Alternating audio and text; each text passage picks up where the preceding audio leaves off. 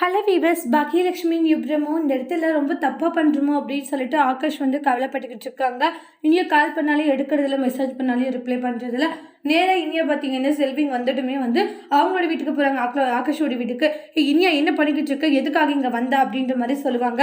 நான் ஃபோன் பண்ணுறேன், எல்லாமே மெசேஜும் பண்ணுறேன், ஆனால் எந்த ஒரு ரிப்ளைவும் இல்லை, என்ன தான் உனக்கு ஆச்சுன்றாங்க.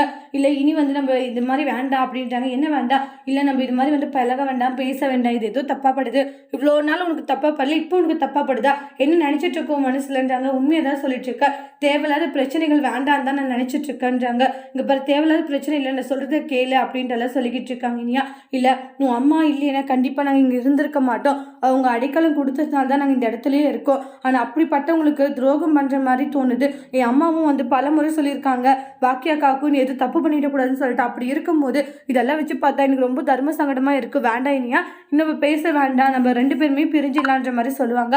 கேட்டு இனியாவுக்கு பயங்கர ஷாக்கிங்காக இருக்குது. அடுத்து வரக்கூடிய ப்ரமோவில் என்ன செய்ய போகிறாங்க இனியா, எப்படி ஆகாஷோடைய மனசை மறுபடியும் மாற்றி ஆகாஷ் அவங்களும் ஒன்று சேர போகிறாங்க அப்படின்றத அடுத்த வீடியோவில் வெயிட் பண்ணி பார்க்கலாம். தேங்க்யூ.